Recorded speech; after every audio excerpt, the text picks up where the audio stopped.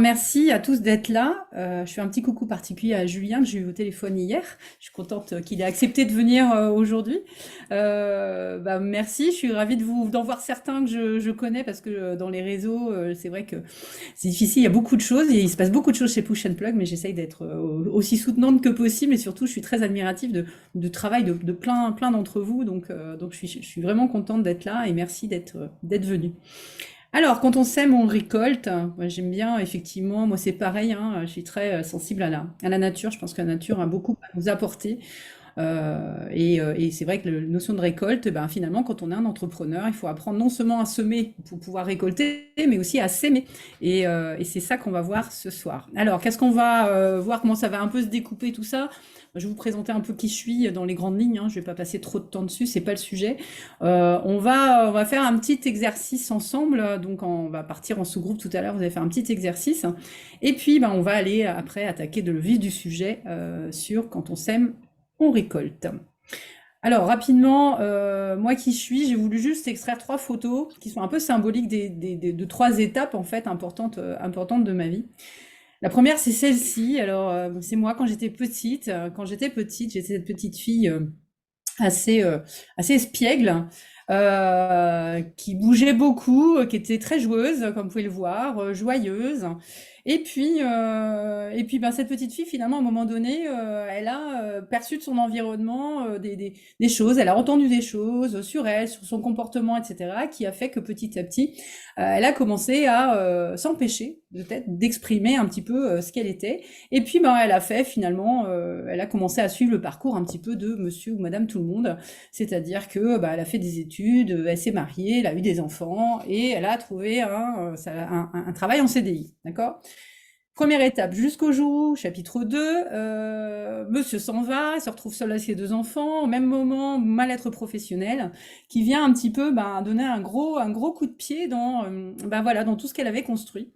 Et à ce moment-là, ben, cette femme que je suis devenue décide que bah, il est temps de regarder d'un petit peu plus près ce qui se passe, c'est-à-dire d'aller être un petit peu honnête avec soi et d'aller comprendre pourquoi elle en est là et qu'est-ce qu'elle doit déconstruire en fait de ça pour pouvoir se reconstruire différemment et être vraiment beaucoup plus en accord avec elle et avec bah, ce qui l'anime profondément et finalement honorer beaucoup plus cette petite fille qu'elle était quand elle était petite.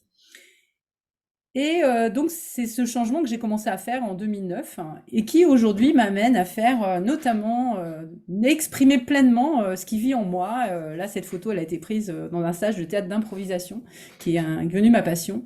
Et j'ai à cœur depuis que je me suis lancée en fait dans l'entrepreneuriat et avant de pouvoir me lancer, j'ai vraiment eu besoin de refaire ce trajet vis-à-vis de moi, de me reconnecter à moi, à qui j'étais, de comprendre finalement qu'est-ce qui m'animait et surtout qu'est-ce qui faisait que je ne parvenais pas à être pleinement qui j'étais. Donc il a fallu que je fasse tout ce travail de déconstruction et ce travail de déconstruction, je l'ai fait en apprenant à apprécier et à aimer pleinement cette petite fille qui était en moi et surtout à dépasser tout ce qui l'empêchait d'exprimer ce qu'elle avait à l'intérieur d'elle. Et ça, j'ai surtout voulu le mettre dans mon entreprise et je n'ai pu me lancer pleinement et sereinement en étant seule avec mes deux enfants. Je voulais sécuriser aussi la façon dont je créais mon entreprise et j'en ai pu le faire que le jour où j'ai réussi à vraiment créer quelque chose qui était complètement en accord avec qui j'étais et où j'ai pu me dire je vais vraiment m'éclater dans une entreprise et surtout je sais que j'ai les capacités pour pouvoir faire face. Et ça, c'était vraiment deux choses majeures qui m'ont permis moi de me lancer. Donc, je vais juste poser le cadre de la soirée parce qu'on va passer un petit peu de temps ensemble. Donc, forcément, moi, je sais que chez Push and Plug, j'ai pas trop d'inquiétude, mais c'est important de leur dire. Moi, j'aime bien, enfin, la bienveillance, ça me paraît essentiel. Positivité, parce que c'est quand même plus sympa quand on fait les choses de façon positive, mais c'est pas Jean-Christophe qui me dira le contraire. Le partage, bon, j'ai rien à vous apprendre, je crois que vous savez ce que c'est. Et puis, tout ce qui est du respect. Et puis le plaisir, moi, c'est au centre de mes choix, c'est au centre de mes interactions. C'est si on ne prend pas de plaisir, ben, qu'est-ce qu'on fait là, quoi? Je pense que c'est un petit peu le sujet. Et puis, ben, si on se tutoyait, bien sûr, je crois que c'est aussi un petit peu, c'est mieux en le disant, mais je crois que c'est un peu naturel. Euh, Juste un petit partage rapidement. Si vous deviez vous évaluer entre 0 et 10 hein, sur votre niveau d'estime de soi, à combien vous l'estimeriez? Alors, moi, je vois pas. Ah, si, discuter. Tac, je vais le mettre. Alors, je vous invite à mettre. Alors, c'est bien, je vois des 8, 9, c'est cool ça. Des 7, des 7. Il y a beaucoup de 7, hein. 8, 6, 9, Jean-Christophe, yes. C'est pas un concours, hein, donc le but, c'est pas de faire plus que le copain, hein. Ouais, il y a beaucoup de 7, beaucoup de 6. Bah, c'est super. C'est quand même beaucoup plus confortable. Alors, je ne sais pas si ça a toujours été comme ça pour vous, mais on va voir effectivement qu'est-ce qui fait qu'à un moment donné, on peut être en défaillance par rapport à ça et comment on peut justement aller un petit peu plus loin, en tout cas dans la construction de l'estime de soi. Alors, je vais vous inviter. Jean-Christophe va organiser les sous-groupes. Vous allez partir en sous-groupe là pendant une petite dizaine de minutes. Alors Anan et Brieux, ils sont déjà deux, donc vous allez aller dans deux groupes différents, Anan et Brieux. Mais on va faire un petit exercice. Alors ça va être très simple. Donc vous allez être à trois. Il y a une personne qui va passer sur le grill. Je mets des guillemets, hein, ça va bien se passer. Et les deux autres personnes qui vont être là vont lui dire avant même, elle s'exprime pas et va juste dire, bah, moi je veux bien commencer. Et les deux autres lui disent spontanément qu'est-ce qu'elles ressentent en fait en face de cette personne. C'est qu'est-ce qu'elles ressentent, qu'est-ce qu'elles perçoivent d'elle, hein, qu'est-ce qu'elles ont envie de lui dire de ce qu'elle dégage. Et la personne, dans un premier temps, vous allez juste accueillir. Donc, il n'y a pas on justifie rien, on accueille et on passe à la suivante, d'accord? Donc là, vous allez faire un premier tour. Et si vous reste un petit peu de temps, à ce moment-là, vous aurez le temps de débriefer un petit peu tout ça. Est-ce que c'est clair pour tout le monde? Ouais? Ok. Eh ben, on fait comme ça. Jean-Christophe, je laisse Oui, donc lancer les il y salles. aura des groupes quand même où ils seront 4. Ok? Et donc je vais faire 12 minutes. Ouais, Euh, ça marche. voilà. Donc vous avez 12 minutes. Si vous êtes 4, bien entendu, ça fait 3 minutes par personne et inversement, bien entendu. Et donc je regarde parce que juste 2 secondes. Je vais la mettre dans la salle 6. Voilà, donc c'est parti. Ciao, ciao. À tout de suite. Hello, hello. Ça s'est bien passé? Oui, En termes de timing, c'était pas trop court? c'est bien pour nous. On était Juste bien, 4. quoi. C'est Ouais, bien, ouais. voilà, On a même pu faire un retour chacun, donc. nickel. Tout le monde revient, c'est bon signe. Donc, voilà, donc c'est pas mal. Voilà. Bien. Super exercice. Ça s'est bien passé? Ouais. Très très bien, très chouette. Super. Qu'est-ce que vous avez Hein? juste si vous voulez partager dans le chat, on va pas avoir le temps de débriefer, mais si vous avez envie de déposer peut-être un mot ou quelque chose qui est ressorti de ça, peut-être de quelque chose que on vous a dit, ou que vous avez entendu, qui vous a parlé. Est-ce que vous voyez bien mon écran là? Je me demande. Oui. Oui, vous voyez bien l'écran? D'accord, ok. Ouais. Hop, justesse. Même difficulté à recevoir qu'à donner, ouais, d'accord. Je ne savais pas que j'étais aussi lisible. Ouais, c'est intéressant. C'est vrai que recevoir, ça pourrait être le sujet d'un atelier, hein, c'est apprendre à recevoir. Maternelle. Mm. Chacun, vous avez tous vécu des expériences, que des ondes positives, ça fait un bien fou. Bah oui, ça fait du bien, hein. Justesse des mots, c'est fou. Alors forcément, hein, c'était aussi l'objectif d'être bienveillant, hein. Heureusement que j'ai posé le cadre au début d'être bienveillant. Bon, bah, j'espère qu'elle a été bonne, ta pizza, Jean-Christophe. Super. Donc vous avez remarqué en fait cet exercice-là, il est juste là pour bon déjà parce que ça fait du bien et puis pour vous faire prendre conscience à quel point on dégage tous une énergie qui va impacter. Que ça soit de façon positive ou négative, en tout cas, il y a un impact de ce qu'on dégage, de ce qu'on est, d'accord? Et c'est vrai qu'en fonction de la façon dont on se comporte, l'impact va pas être le même. Et donc, forcément, plus notre énergie d'amour va vibrer et plus notre pouvoir d'attraction des gens aussi va être fort. Et donc, notre capacité d'action va aussi devenir beaucoup plus puissante. Puisque bah, quand on sait qu'on peut attirer les gens en étant la meilleure version de nous-mêmes, on a aussi envie d'être de plus en plus vers cette meilleure version. On a plus tendance à aller vers des gens qui ont une vibration agréable, qui sont souriants, qui sont bienveillants, plutôt que des gens qui font la gueule et qui sont frustrés en permanence, hein. Ceux-là, on a plutôt tendance à les fuir. Donc on voit bien qu'on a un impact sur les autres et que l'énergie qu'on dégage va attirer ou au contraire va plutôt avoir tendance à repousser. Okay. Donc cette attraction, cette capacité aussi de s'ouvrir à l'autre, elle est directement en lien avec l'amour qu'on se porte, l'estime qu'on a pour soi. Parce que quand on est quelqu'un de frustré, c'est que finalement on répond pas correctement à ses besoins. Et notre première responsabilité sur cette terre, c'est d'apprendre à répondre à nos besoins. Et quand on répond pas à nos besoins, et ben on va dans des comportements qui sont des comportements d'inconfort et de comportements désagréables, pas ajustés, etc., qui font que on est plutôt une énergie qui est bâillonnée, comme sur la photo, hein, cette estime de soi, quand elle est incorrecte, l'énergie d'amour, elle est bâillonnée, elle ne peut pas s'exprimer à l'extérieur, d'accord? Donc, on va limiter forcément le lien à l'autre, puisqu'on va se couper de l'autre, puisqu'il n'a pas envie de venir vers nous, d'accord? On va limiter aussi l'accès à notre potentiel, puisqu'on est tellement, on va voir après dans ce que je vous explique après, mais on est tellement accroché à justement ne pas se montrer, enfin verrouiller à l'intérieur tout ce qui se cache, que en fait on va pas aller au contraire essayer de s'ouvrir à ce qui existe et qui est chouette et essayer de le faire sortir. On est plutôt en phase de contraction et on va voir pourquoi et à quoi c'est lié, d'accord? Et donc forcément de ce fait, on va limiter aussi notre capacité de réussite, puisque on s'ouvre pas à l'extérieur, on se limite dans ce qu'on est, on est plutôt focus sur tout ce qui correspond, tout ce qui ne va pas en fait, et donc on va pas dégager une énergie favorable. En fait, donc cette fameuse énergie d'amour, et en fait, des énergies, il y en a deux. Le monde, il est scindé dans ces deux énergies. C'est d'un côté une énergie de peur et d'un autre côté une énergie d'amour. Et en fonction de l'énergie justement qu'on va vibrer, on va pas du tout mettre en place les mêmes comportements. Et ça va vous parler justement dans l'entrepreneuriat. Vous allez voir que forcément, en fonction de ce à quoi l'entrepreneuriat va nous confronter, et en fonction de l'énergie qui est la nôtre, on va pas du tout réagir de la même manière aux événements. Quand on est dans une énergie donc de peur, on est dans une énergie de survie, d'accord? Parce qu'on se protège. Alors que quand on est dans une énergie d'amour, on est en vie. Et on est vraiment dans l'ouverture, on va être dans l'abondance, et on est vraiment dans l'accueil aussi de tout ce qui se passe.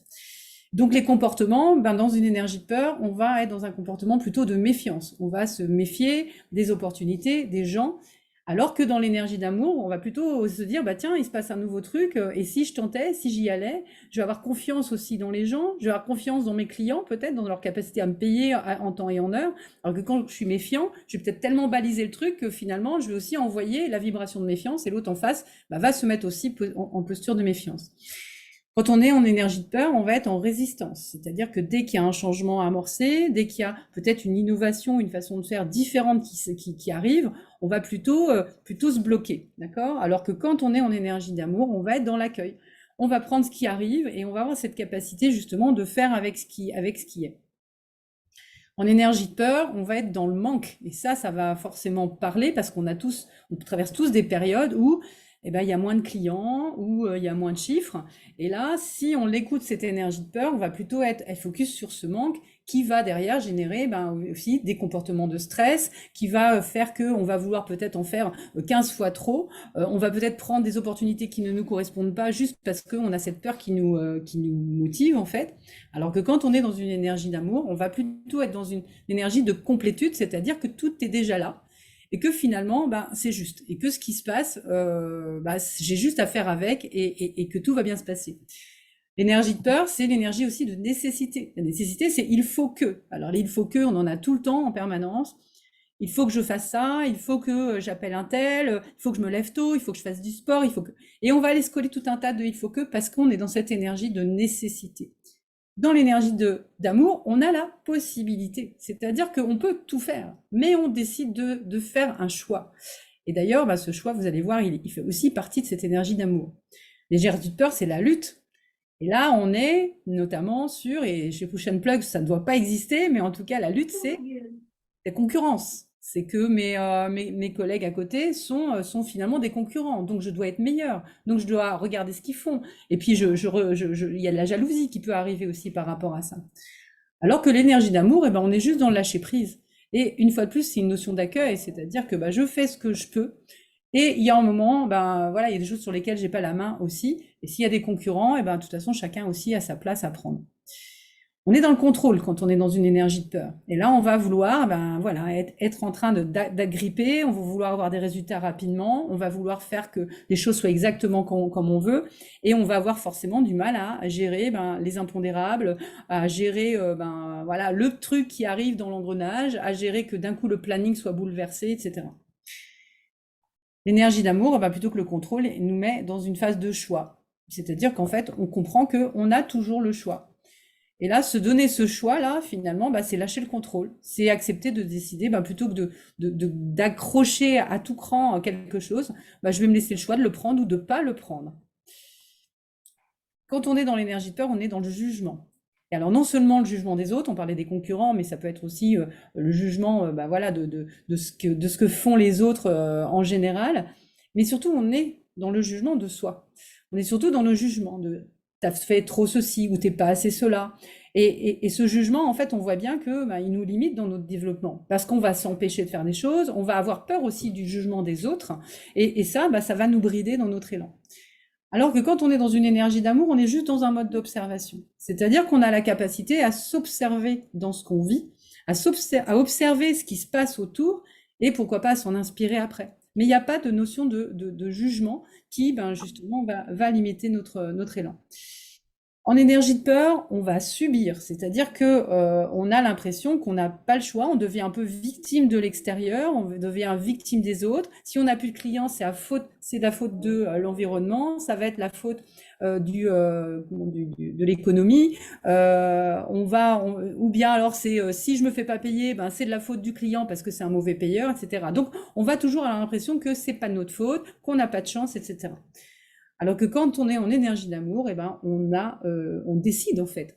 On décide de qu'est-ce que je veux pour moi et qu'est-ce que j'ai envie effectivement de prendre, de laisser, etc. Mais on est focus surtout sur nous-mêmes avant de se sentir victime de l'extérieur. Bien sûr, quand on est dans l'énergie de peur, ce qu'on voit d'abord, c'est les risques. Et donc parfois, c'est je vais pas me lancer là-dedans parce que tu te rends compte si ça se passe pas bien, etc. Alors que dans une énergie d'amour, on va plutôt voir des opportunités et se dire que même les choses sont difficiles, c'est qu'est-ce que ça m'apporte, qu'est-ce que ça me fait découvrir de moi, des possibles. Et on voit bien qu'on est dans une autre dimension parce que le focus, il va pas du tout se mettre au même endroit. D'accord?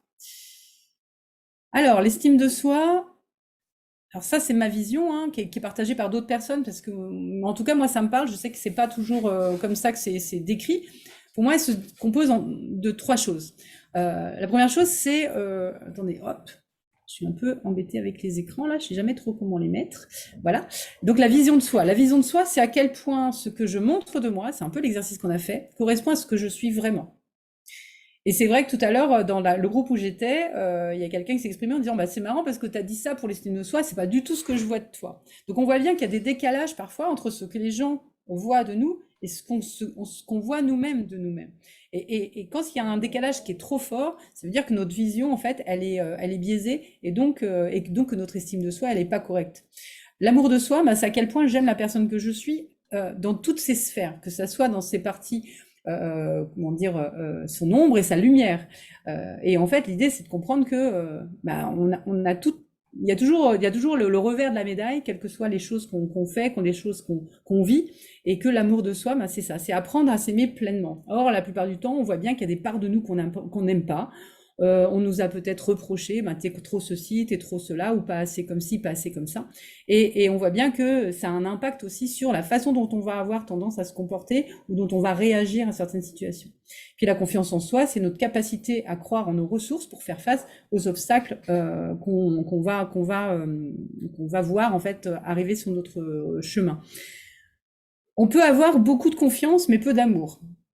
Donc on peut avoir de l'amour pour soi et en même temps pas assez de confiance. Donc on voit bien que finalement, ça se joue vraiment sur ces 3 aspects-là, et que tant que ces 3 aspects-là, ils sont pas nourris correctement, l'estime de soi, elle est un peu friable, en fait.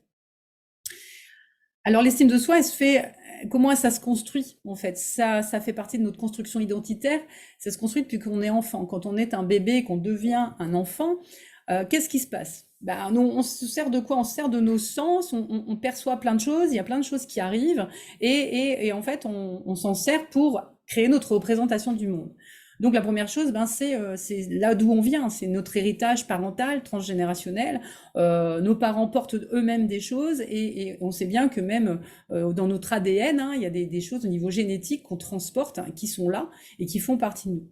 La deuxième chose, c'est aussi l'entourage familial amical. C'est comment, dans quelle culture vous avez grandi, qu'est-ce qu'on vous a dit quand vous étiez enfant, quels sont les repères, les croyances de la famille, tout ça aussi va vous construire. L'éducation, alors là, on en entend beaucoup aussi. C'est vrai que les bonnes notes, il faut être, qu'est-ce qui est bien, qu'est-ce qui est pas bien, comment il faut être, quels sont les modèles, c'est qui les gens qui réussissent, quelles sont les études qui sont bien, etc., etc. Et puis, la société aussi, elle est bourrée de modèles qui sont des modèles de référence. Et quand on est un enfant, finalement, on est noyé dans tout ça. Notre cortex là, qui est devant, il se construit jusqu'à 25 ans. Donc, en fait, il est pas suffisamment mature pour nous permettre de prendre du recul et de faire le tri. Donc, en fait, tout ça, ça arrive de façon un petit peu désordonnée. Et en fait, petit à petit, on commence à se faire un petit peu une vision de soi. Alors, hop, je vais enlever ça. Donc, on va construire notre vision du monde en lien avec toutes ces perceptions qui ont été les nôtres. Et puis, on va faire nos propres filtres, en fait. Et quand on a une estime de soi donc qui est pas solide, c'est comme si on avait, finalement, on était un peu divisé en deux. D'un côté, on a toute une part de nous dont on est fier, parce que on a entendu dans ces différentes sphères que ah bah tiens, quand t'es comme ça, qu'est-ce que t'es gentil, et puis ou qu'est-ce que t'es, je sais pas, joyeuse, ou etc., etc. On a vu en tout cas que quand on avait un certain nombre de comportements, on avait une réaction extérieure qui était plutôt favorable. Donc on a pris conscience, on a intégré le fait que finalement, quand je me montre comme ça, en fait, je suis aimée parce que c'est quand même ce qu'on cherche tout le temps, c'est d'être aimé. Et donc, on va aller chercher donc cette part de fierté, d'accord? Donc, on va avoir tendance à vouloir montrer cette part-là de nous et parfois à le surestimer et à le valoriser. Et puis forcément, en face, la deuxième face de la médaille, c'est quoi? C'est toute notre partie honteuse. C'est ce qu'on va chercher à cacher, à sous-estimer, à dévaloriser. Donc, on va avoir tendance à se dire, non, voilà, parce qu'on a été pointé du doigt, oui, toi, t'es toujours en retard, ou qu'est-ce que t'es maladroit, etc. Et toutes ces petites choses qui sont arrivées, qui à un moment donné se sont engrangées en vous, en fait, c'est toute une partie honteuse. Et cette partie-là, on va avoir tendance à vouloir la planquer, d'accord? Et ça va créer des luttes intérieures. Quand l'estime de soi est pas solide, quand on n'accueille pas ces deux parts de là, ça fait des luttes. Et c'est là où on commence à porter finalement des masques. Et ça va se traduire comment? À travers trois choses. L'avoir. On va essayer d'avoir des résultats, d'avoir des diplômes, d'avoir des connaissances, d'avoir une belle maison, d'avoir des biens matériels, etc. Le savoir, on va essayer de savoir plein de choses, de connaître, d'avoir de la culture, parce que grâce à ça, en fait, on peut aussi nourrir une partie de nous dont on est fier. Et puis on va faire. Et c'est vrai qu'on va essayer de faire plein de choses, parce que ça se voit, parce qu'on a l'impression qu'on est débordé, d'accord? En fait, on va mettre en place des stratégies comportementales qui vont permettre de nous protéger finalement du regard des autres, et on va s'évaluer à travers ce que les autres voient de nous. Quand on met ces stratégies en place, finalement, elles nous permettent d'être vus. L'avoir, le savoir, le faire, c'est ça nous permet d'être vus et donc d'être évalués par l'extérieur, d'accord? Mais comme nous, on se base sur les mêmes choses pour évaluer les autres, c'est là où en fait on est dans des phénomènes de comparaison et c'est là où c'est pas bon pour l'estime de soi parce que forcément on va toujours se comparer en plus sur le truc que la personne fait mieux. On va pas la prendre dans sa globalité et on va faire la même chose avec l'autre sur un autre paramètre. On va voir quelqu'un d'autre qui lui aussi est bien meilleur que nous sur un sujet, d'accord? Donc vous comprenez cette espèce de lutte intérieure, c'est-à-dire ces fameux masques qu'on va mettre pour pouvoir contrer ces risques que on a titillé notre partie honteuse. Alors c'est quoi l'impact dans une vie d'entrepreneur quand justement on a une estime de soi qui est pas solide et qu'on est dans cette stratégie et dans ce conflit intérieur? On va être dans la comparaison et la suradaptation forcément, puisque on va se comparer aux autres, on va essayer de tout le temps de s'ajuster et de s'adapter pour pas faire de vagues et toujours essayer de montrer le meilleur de soi-même, d'accord? Ça va forcément créer un manque de clarté, une confusion, puisqu'en fait, on n'a pas de référence interne, on est toujours en train de se référer plutôt à l'extérieur, donc forcément, ça va créer du doute et de la confusion. On va avoir des difficultés à tarifer et à se faire payer aussi, puisqu'on est sans arrêt en train de regarder autour et on ne se fait pas confiance. Donc, on est toujours en train de regarder comment font les autres, à combien ils tarifent, etc., etc. Et se faire payer, c'est pareil, puisqu'on va pas forcément oser aller demander quelque chose à l'extérieur. Ça crée du perfectionnisme. Le perfectionnisme, c'est la meilleure manière de penser, éviter la critique. Puisque plus on se dit si je suis parfait, que c'est nickel, personne ne va venir me critiquer. Alors qu'on sait très bien que c'est totalement impossible. On va avoir du mal à poser du cadre et forcément des limites aussi. On va avoir ce critique intérieur qui va justement être là toujours en arrière-plan en train de nous dire mais non, c'est pas assez bien, je fais pas ce qu'il faut, ou je me plante, ou les autres font mieux que moi, etc. Procrastination aussi, forcément. C'est-à-dire qu'on veut faire tellement de choses, on venait dans le faire peut-être, et on veut faire tellement de choses qu'on se met des listes tellement longues comme le bras qu'on n'est pas capable de les tenir et qu'on se retrouve à faire de la procrastination, ou alors on se trompe complètement d'objectif et on va faire des choses qui ne nous correspondent pas, mais juste parce qu'on pense que c'est comme ça qu'on doit les faire. On a le syndrome de l'expert, donc ce syndrome de l'expert, c'est aller s'abreuver de connaissances pour pouvoir toujours en savoir plus. Donc là, on va démultiplier les formations. Et puis, on va avoir une stratégie limitée de développement. On va se mettre dans des stratégies plutôt d'évitement pour pouvoir justement éviter de se confronter à des choses qui vont être inconfortables et qui vont venir titiller un peu notre partie honteuse. Et puis, on va avoir des attentes. Donc là, on est dans l'impatience, c'est-à-dire qu'on fait quelque chose et on voudrait avoir un retour tout de suite pour avoir cette satisfaction venue de l'extérieur. Mais ça, c'est un fonctionnement, on voit bien, qui est à court terme, puisque il y a beaucoup de choses. Et quand on sème, on récolte, et pour le coup, S-E-M-E, il faut beaucoup semer, mais tout ne pousse pas, et tout ne pousse pas tout de suite aussi. Donc la stratégie, c'est de passer de l'énergie du cœur, de peur, justement, à l'énergie du cœur. Et donc, ça veut dire comment on va pouvoir faire pour passer de l'un à l'autre. Alors, on parlait de lâcher prise. Alors, c'est vrai que le lâcher prise, c'est pas quelque chose de simple, hein. C'est comment faire pour lâcher prise. En fait, c'est de revenir à son identité primaire. Donc, c'est finalement la petite fille que je vous ai montrée en début de diaporama. C'est cette petite fille ou ce petit garçon qui est en vous, finalement, que vous devez aller retrouver, c'est-à-dire son être primaire, c'est de quoi il est fait. Et qu'est-ce qui s'empêche peut-être de faire parce qu'il s'est enfermé dans tous ces masques, dans toutes ces limites qu'il s'est construit. Et comment on retrouve son identité primaire? C'est quand on apprend à réintégrer toutes les parts de nous-mêmes, en fait, à se reconnaître à notre propre potentiel pour pouvoir justement inspirer les autres et s'inspirer des autres et inspirer les autres. C'est-à-dire qu'on va plus être dans la comparaison, mais on va être dans l'observation. Et en étant dans l'observation, on est capable de voir chez l'autre des choses qui existent chez nous. On est capable de voir quels sont les modèles vers lesquels j'ai envie d'aller parce que ça me ressemble, parce que ça me connecte, parce que je repartage les mêmes valeurs.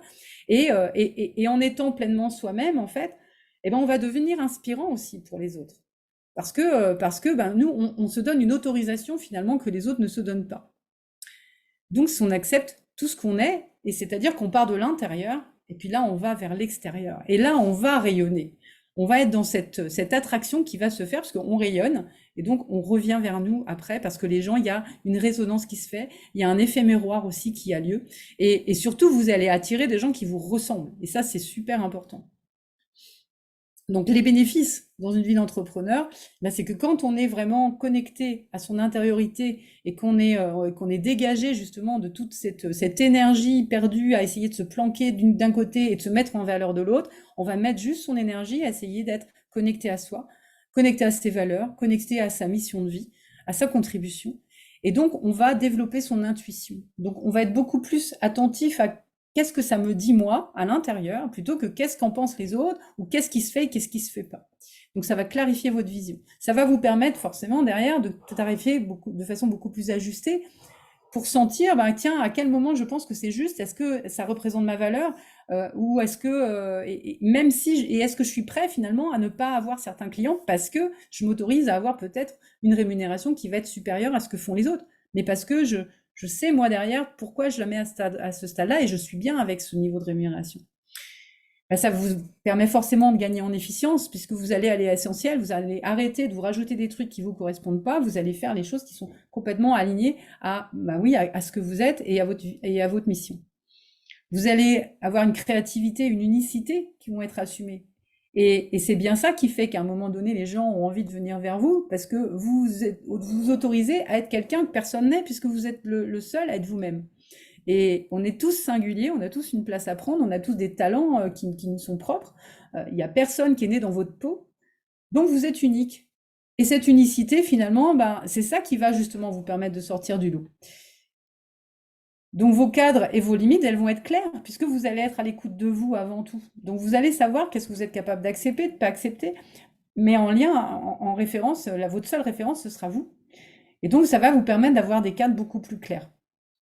Ça va vous créer forcément de la stabilité mentale et émotionnelle, puisque vous allez être beaucoup moins dépendant de qu'est-ce qui se passe à l'extérieur. Et vous allez être capable que, quel que soit l'extérieur et l'environnement, ça ne veut pas dire que vous ne serez pas touché par ce qui se passe, mais vous aurez la capacité de gérer cette émotion, de l'accueillir, d'être dans l'observation de cette émotion, de l'accueillir et de ne pas vous laisser embarquer par elle. Et donc, vous allez créer cette stabilité, même au niveau du mindset, c'est-à-dire, ben voilà, s'il y a des creux, d'avoir la capacité aussi à ne pas vous laisser embarquer parce qu'il y a un creux d'activité. Et à vous dire, ben tiens, il y a une opportunité derrière, ça me laisse peut-être de l'espace pour faire quelque chose. Ça vous permet forcément de mieux gérer vos priorités, puisque vous savez exactement ce que vous voulez pour vous, donc vous allez créer vos priorités. Vous allez pouvoir aussi décider d'apprendre au fil de l'eau, plutôt que d'être juste dans une quête désespérée de savoir, savoir, savoir. Vous allez juste avancer et aller prendre le savoir au moment où c'est le bon moment pour vous, d'accord ? Et puis forcément, bah, vous allez développer votre capacité d'audace, puisque l'audace, ben, c'est la capacité à un moment donné à oser sortir aussi de sa zone de confort, oser sortir de ce que vous connaissez déjà, parce que vous avez suffisamment confiance dans vos ressources pour pouvoir dépasser cette zone de peur, en fait, et d'aller plutôt dans votre zone d'apprentissage et de croissance. Donc au final, qu'est-ce que vous allez vivre vraiment dans une vie d'entrepreneur? Désolée, je l'ai pas, ce que vous allez récolter, parce que c'était le sujet du webinaire. Bah, vous allez avoir des prix qui vont être à hauteur de la valeur que vous vous apportez. Donc vous allez être beaucoup plus à l'aise pour pouvoir vous faire payer, et vous allez pouvoir aussi augmenter vos tarifs quand ce sera le moment pour vous de le faire. Vous allez oser prospecter, et ça c'est quelque chose que je vois souvent. Et moi, la première, quand j'ai démarré mon activité, mon gros kiff, c'était de me dire, moi, je vais rester devant mon écran et je vais être tellement visible que, en fait, j'aurai pas besoin d'aller chercher le client. Ça va être trop cool. Ils vont tous m'appeler. Ça va être super. Alors, ça marche un petit peu, hein, parce que bon, j'ai la chance d'avoir effectivement beaucoup de gens qui m'appellent parce qu'ils m'ont vu sur les réseaux sociaux, mais c'est pas suffisant. On voit bien qu'à un moment donné, c'est important aussi de réussir à aller d'aller vers l'autre aussi.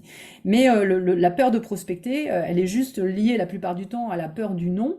Et à la peur du non, à la difficulté à parler de soi aussi. Et finalement, c'est une stratégie d'évitement de se dire je fais différemment et je prospecte pas. Donc c'est oser aller aussi se confronter à ça. Donc oser gérer ses priorités, c'est aussi être capable de dire non. C'est-à-dire dire non à un client, dire non à une opportunité, parce que vous savez qu'en fait, c'est pas là que vous devez être, parce que ça vous correspond pas. Et donc, c'est oser mettre son énergie dans ce qui va vraiment donner de la valeur ajoutée à votre mission, à ce que vous voulez, vous, apporter au monde, et surtout, ça va nourrir votre expertise. Donc, vous allez assumer qui vous êtes, vous allez oser dire qui vous êtes, et vous n'allez plus craindre aussi le regard des autres, parce qu'on voit bien que ça aussi, ça nous limite beaucoup. Quand on démarre, on voit bien que pour ceux qui postent sur les réseaux sociaux, les premiers posts, bon, ça peut être un petit peu difficile parfois de parler, on ne sait pas trop, donc on va plutôt être dans le savoir. Je sais des choses, donc je vais plutôt parler de choses, voilà, parce que ça me rassure. Mais finalement, ce que vous savez, il y a plein de gens qui le savent, il y a plein de gens qui le disent. Mais vous, qui vous êtes, vous êtes unique. Il n'y a que vous qui êtes qui vous êtes. Donc quand vous arrivez à parler de vous, finalement, de ce que vous vivez, de ce que vous ressentez, vous arrivez à mettre des mots dessus, là, les gens, ça résonne. Donc vous allez faire face, bien sûr, vous allez pouvoir faire face beaucoup plus aux périodes d'incertitude, de creux, et vous allez être capable de rester mobilisé en termes de ressources, de ne pas vous épuiser inutilement, même quand c'est plus compliqué. Et donc, vous allez arrêter de vouloir être parfait. Et ça, c'est quand même un sacré truc. Arrêter de procrastiner et justement, aller mobiliser votre capacité d'audace pour vous confronter, même plutôt que de se dire non, mais bon, ouais, j'ai un super truc, c'est hyper important, mais ah ouais, non, attends, j'ai d'abord un mail.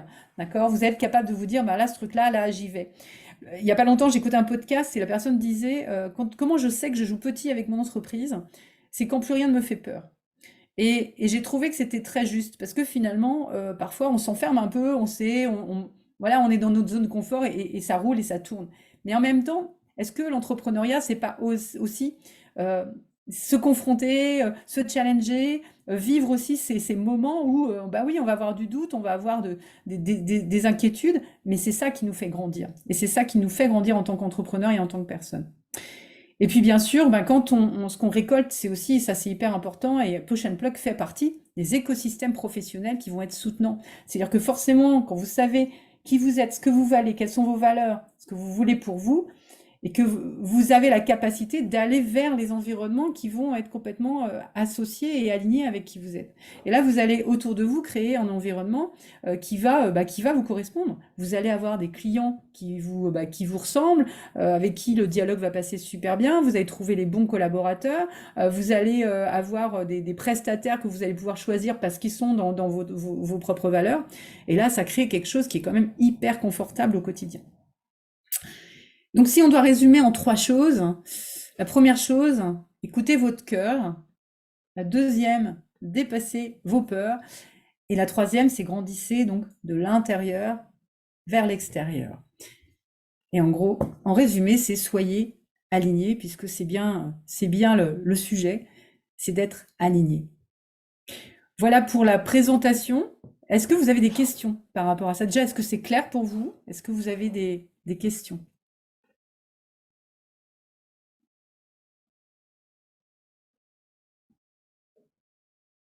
Je ne sais pas si vous pouvez prendre la parole, hein, peut-être. Ben, merci, Swazik. Merci. Du coup, moi, je trouve que tout ce que tu as dit est très vrai. Et j'ai la chance de l'avoir vécu. Donc, j'arrive au côté où je suis alignée et où en fait, tout est beaucoup plus simple, forcément. Bien sûr. Ça a forcément demandé un énorme travail sur moi, bien sûr, mais c'est possible. Donc voilà ce que je peux partager du coup. Mais oui, toutes les étapes que tu donnes, ouais, ça mérite en tout cas. Enfin, moi, ça fait aussi partie de ce que je prône et ce que je dis tout le temps, mais aller vers vous-même, quoi, parce que c'est ce qu'on a de plus beau, c'est ce qu'on a de plus précieux à offrir, et quand on est nous-mêmes, en fait, tout est tellement plus simple, tout est tellement facile, tout est tellement, ça n'a plus rien à voir, quoi. Donc c'est chouette qu'il y ait des personnes comme toi qui partagent un peu peut-être le mode d'emploi, enfin en tout cas au moins le cheminement à aller des pistes de réflexion, etc. Parce que moi je me suis bien fait chier à faire ça toute seule. J'aurais bien aimé avoir des gens qui puissent me guider là-dessus, c'était pas le cas. Mais bon, ce qui montre que ça se fait quand même, hein. Mais ouais, je trouve que ça peut faire gagner un temps précieux, donc merci. Avec grand plaisir, Jessica. Ah oui, moi c'est vrai que ce travail-là, je l'ai aussi fait toute seule. Alors après, toute seule, je pense qu'on fait jamais complètement toute seule, parce que Non, bien forcément, sûr. finalement, c'est juste la confrontation à l'environnement qui permet d'eux. Mais je sais que moi, j'ai passé une période où effectivement, à chaque fois que j'avais un truc qui me titillait un petit peu, je me suis dit, bon, bah, si ça te titille, il faut que tu y ailles. Et en fait, à chaque fois, voilà, c'était d'aller visiter un truc, parce que je sentais qu'il y avait quelque chose là qui coinçait, et que il y a des choses, j'avais envie d'y aller, et en même temps, voilà, mon mental se mettait en place. Mais non, mais pourquoi tu fais? Qu'est-ce que tu crois? Machin et tout. Et à un moment donné, je me dis, mais arrête, quoi. Là, il se passe un truc, donc t'y vas, quoi. Et en fait, et au fur et à mesure, voilà, les choses, alors après, comme tu dis, hein, c'est un gros travail et puis qui se termine jamais. Mais Non, c'est bien vrai sûr. que le travail de l'entrepreneur, on va dire, mobilise encore plus ça. Parce qu'en fait, on est encore plus confronté à ces challenges. Parce qu'on est tout seul. Et qu'on doit s'auto-gérer, s'auto-discipliner. Donc on est notre propre guide. Donc donner les rênes à quelqu'un qui ne sait pas où vous allez, vous allez vite aller dans le mur ou dans le fossé. Donc vous devez finalement prendre vos rênes et savoir où vous avez envie d'aller. Exactement. C'est ce que dit, il y a un commentaire de Gaël, je crois, qui dit j'y vais mais j'ai peur. Mais c'est ça en fait, c'est ce que tu dis quand tu compares la peur et l'amour. C'est qu'à un moment donné, la peur nous guide plus en fait. Et bien sûr qu'on a peur, toujours. C'est plein de sauts dans le vide d'être entrepreneur, et même dans notre vie de tous les jours. Mais par contre, quand on n'est plus contrôlé par elle, parce qu'on se fait suffisamment confiance, parce qu'on arrive à s'écouter, parce qu'on n'a plus de trucs qui nous parasitent tout le temps, ou que en tout cas, bon, ben, ça vient, on lui dit OK, merci, salut, quoi. Et puis en fait, après, on fait. Mais tout ça, ça demande d'avoir fait le cheminement. Oui, et puis ça demande ça n'est que de mettre de la conscience. En fait, c'est d'être en conscience de ce qui se passe en moi, conscience des pensées qui tournent dans ma tête, et c'est d'être justement dans cette observation plutôt que d'être dans ce critique intérieur qui va commencer à nous dire ah là t'es nul, pourquoi t'y vas pas, machin. C'est juste dire ok, là il y a un truc qui se passe et qu'est-ce qui se passe pour moi, et d'être capable juste d'être en conscience que là oui ça me fait peur, et en même temps est-ce que t'en es où? Est-ce que c'est une vraie peur ou est-ce que c'est une peur que tu te crées? Et maintenant, c'est ok, alors là, t'as peur, d'accord, elle est là la peur. Et tu veux pas éviter qu'elle soit là. Et merci qu'elle soit là parce qu'elle a son rôle à jouer. Et en même temps, j'ai des ressources et je sais que je peux aller les chercher. Parce que j'ai déjà fait face à ça, parce que je suis capable. Et là, on a la capacité de faire bouger un petit peu le système. De toute façon, voilà, notre estime de soi, elle se joue dans notre capacité à bouger notre dialogue intérieur.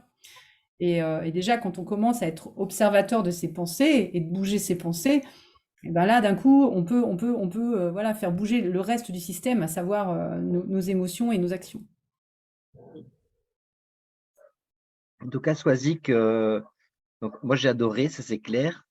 Merci Jean-Christophe. Bon, en tout cas, ça me conforte par rapport à la communauté d'entrepreneurs de cœur qui est poussé le plug. Et j'aime bien le côté oser, quoi, oser être soi, oser son unicité. Et donc, nous, on a créé un mouvement Ose ta trace.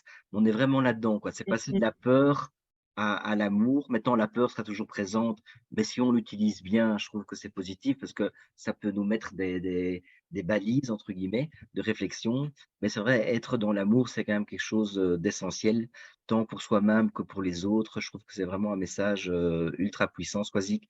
Et je me suis reconnu dans tout ce que tu as dit. Donc, je comprends que tu fais partie de la communauté. Donc, tu es vraiment vachement aligné à Push and Plug, quoi. Donc, merci en tout cas pour ça. Merci. Je voulais vous partager juste une phrase que m'a dit une de mes clientes, une cliente tout à l'heure. Et je lui dis, celle-là, je la note parce que je vais en faire un post. Elle m'a dit, ben voilà, bon, j'ai décidé d'être qui je suis et les autres s'y s'habitueront. J'ai trouvé ça génial.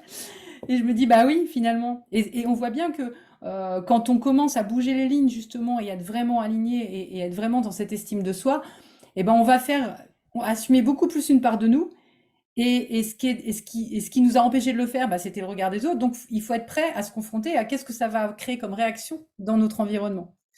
Et finalement, bah, c'est quand on est prêt c'est le prix à payer, donc à payer ce prix finalement de la réaction que les autres vont avoir, eh ben, on est prêt à y aller en fait. Et puis les autres s'habituent, mais les autres s'ajustent. Parce que nous sommes d'un système et nous sommes un élément d'un plus grand système, et que ce système, il va s'ajuster à partir de qui on décide d'être dans le système.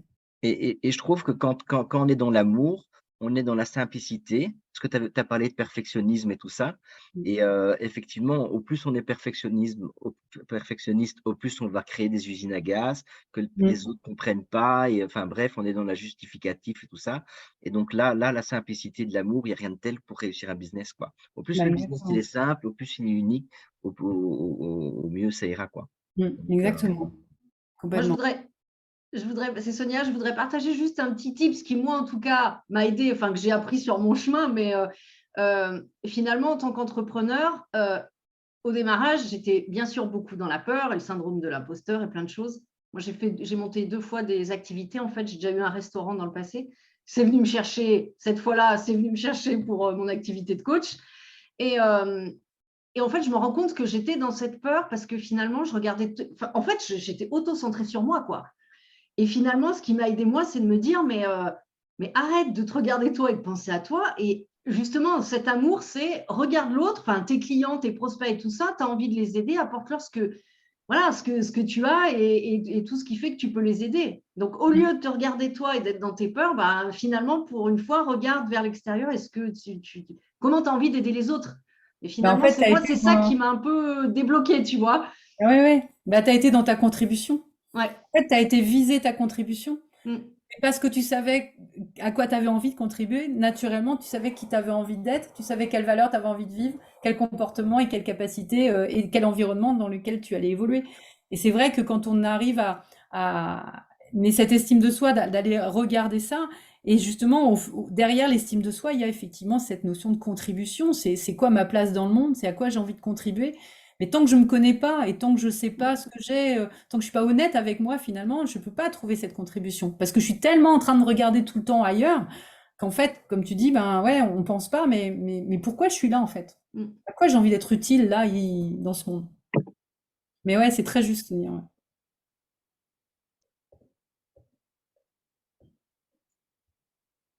Quelqu'un a envie de partager quelque chose? Nancy? Ah, je réactive mon micro. Déjà, je voudrais vous remercier pour l'accueil et pour tous ces partages qui, moi, me touchent profondément parce que moi, je suis aussi énormément dans l'amour. Et effectivement, comme Sonia explique, j'étais assez fort et j'ai développé aussi, déjà pour moi-même et pour les autres personnes, beaucoup l'amour de soi. Et c'est vrai que tout ce cheminement, en fait, alors, excusez-moi, je suis dans l'émotion. Euh, alors, en fait, tout ce cheminement m'a amené à me renfermer sur moi-même. Et d'ailleurs, par rapport à mes activités, j'ai failli tout abandonner ici en début d'année. Parce que aussi, voilà, par rapport au regard des autres, oser parler en public, faire sa publicité, surtout que bon, moi j'ai quitté une partie des réseaux sociaux. Donc à l'heure actuelle, et surtout dans la société dans laquelle on vit actuellement, c'est quelque chose qui n'est pas facile. Et grâce à une amie, en fait, j'ai eu la chance et l'opportunité de rencontrer Jean-Christophe. Et donc, j'ai intégré la communauté de cœur et en fait, ça transforme totalement ma vie parce que ça m'a permis d'avoir une vue différente par rapport à ce que je faisais avant. Et donc, oser aller aussi vers les autres, oser partager, c'est tout un apprentissage. Et donc, voilà, tout ce que tu as partagé ce soir, ça me touche profondément.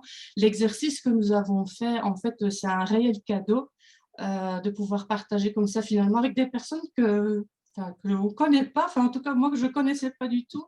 Et on m'a partagé vraiment le reflet que j'ai depuis que je suis toute petite. Et en fait, quel cadeau. Donc, merci pour les personnes dans mon petit groupe. Et puis, merci pour vous. Et donc, voilà. Donc, pour vous dire que moi aussi, ce que je partage, c'est l'amour. Et l'amour de soi, c'est important. Mais l'amour des autres et pour les autres, ça l'est encore plus. Voilà, merci. Et en même temps, je dis aussi que nous sommes comme des fontaines et que si on ne fait qu'arroser l'extérieur, sans s'arroser soi d'abord, sans se nourrir d'abord, en fait, la fontaine, elle va s'épuiser. Donc l'idée, c'est comment je peux d'abord arroser ma fontaine, remplir ma fontaine pour pouvoir après émerger à l'extérieur et nourrir les autres. Donc j'ai envie de dire que l'amour de soi, ben, c'est d'abord, c'est ça, c'est être en responsabilité de soi.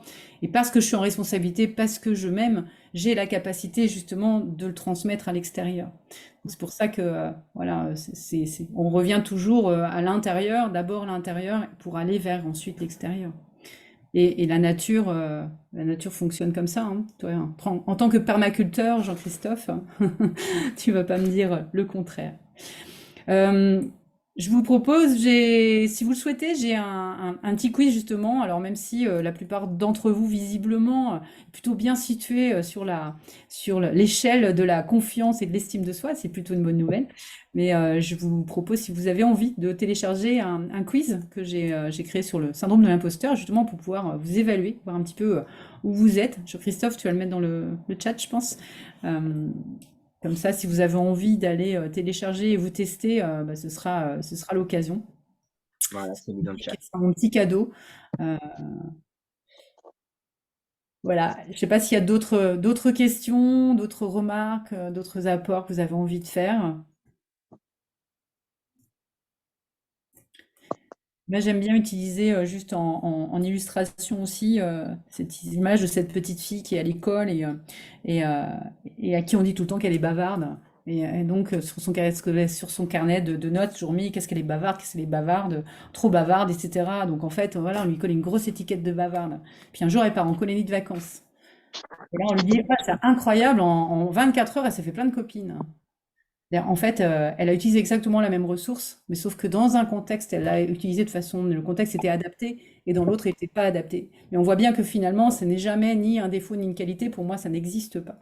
C'est juste une part, c'est juste les deux aspects de nous-mêmes. C'est-à-dire qu'effectivement, mis dans un contexte pas adapté, c'est-à-dire à l'école où bon voilà, il y a un certain cadre et qu'on peut pas non plus dire que n'importe quoi est parlé n'importe comment, bah forcément, ça va paraître comme un défaut. Mais par contre, dans un environnement où, ben justement, au contraire, la capacité de contact, de lien et de parole a un intérêt, et ben là, d'un coup, ben, ça devient une sacrée ressource, une sacrée qualité. Donc moi, j'aime bien accompagner les personnes à justement revisiter tout ce qu'elles aiment pas chez elles et à prendre conscience de à quoi ça se sert, en fait, et en quoi c'est utile pour toi. Et même si c'est quelque chose qui, a priori, est pas très, très agréable. J'ai une de mes clientes qui me disait, ouais, mais là, j'ai l'impression d'être égoïste. Mais ça te sert à quoi d'être égoïste? Et là, d'un coup, ah bah ouais, bah ça me sert à penser à moi, ça me sert à, ok, est-ce que c'est important de penser à soi? Bah ouais, c'est important, ok, donc est-ce que tu dirais que ta part égoïste, elle n'est pas importante? Ah ouais, finalement, c'est ok, je vois l'intérêt. Et donc voilà, petit à petit, on se rend compte que finalement, toutes ces parts de nous, elles ont un rôle à jouer, et elles ont toutes leur place à prendre, en fait. Merci, Moi, Swazik. Oui, je il y a voudrais quelqu'un. juste rajouter une petite bricole, finalement, en t'écoutant, c'est que je me dis que on est tous et toutes là des entrepreneurs ou en tout cas en devenir. Et je me dis en fait que d'avoir choisi aussi cette voie de l'entrepreneuriat, finalement, pour moi, je trouve que c'est se faire un cadeau. Parce que même si il y a des moments où c'est difficile et tout ça, mais finalement, l'entrepreneuriat, comme l'expat que moi j'ai fait, c'est du développement personnel plus, plus, plus. C'est clair.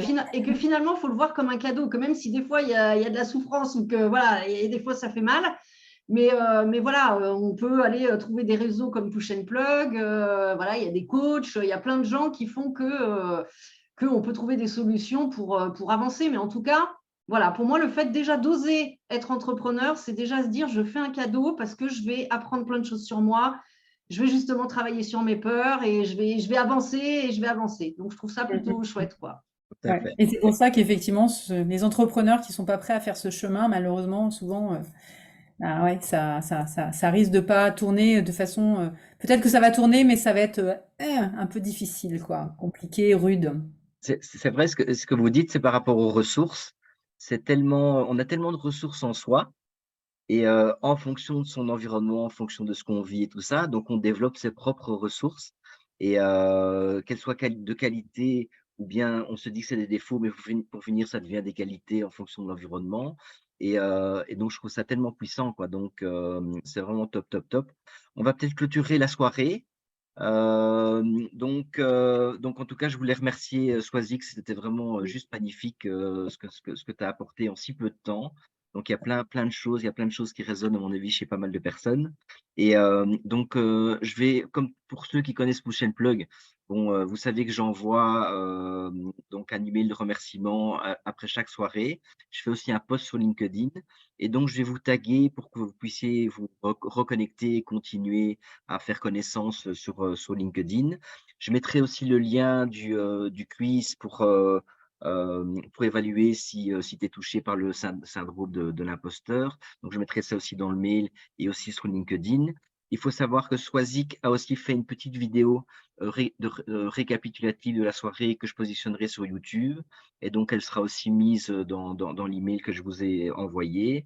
Et alors, la prochaine soirée de rencontre de Push and Plug, ça va être ça sera un event de mise en action, donc pour arrêter de procrastiner et donc d'être mis en action. Et donc, ça sera le 21 mars, et donc vous êtes bien entendu le bienvenu. Enfin, vous serez invité, bien entendu. Et donc voilà, donc je voulais remercier vraiment Swazik, c'était vraiment juste waouh. J'ai vraiment adoré. Tous les mots étaient justes, je trouvais. Tous les mots résonnaient bien. Et ça me conforte en plus par rapport à la communauté Push and Plug. C'est de l'alignement parfait, quoi. Et donc, comme quoi les pluggers sont vraiment au top. Donc, j'adore. Et donc voilà, merci. Donc, merci Swazik. Je ne sais pas si tu veux dire un mot pour clôturer. Ben, un grand merci. Merci à toi, Jean-Christophe. Moi, j'ai envie de te dire que si tu as la communauté, c'est bien parce que tu es aligné et que tu résonnes comme il faut. Donc voilà, ça c'est une belle, voilà, pour clôturer, je dirais, c'est un bel exemple effectivement de quand on est aligné, voilà ce que ça donne, quoi. Ça demande Donc très peu merci d'efforts. à tous pour votre attention, merci pour vos retours. C'était un plaisir de faire votre connaissance. Et puis effectivement, j'espère que ça vous a apporté de la valeur. À très vite, hein. Merci Jean-Christophe. Merci beaucoup. Ciao, ciao, Merci gros tout le monde. bisous. Au Ciao, revoir. ciao, ciao, Bonne ciao. soirée. Gros bisous. Au revoir tout le Merci monde. Ciao, ciao. Allez.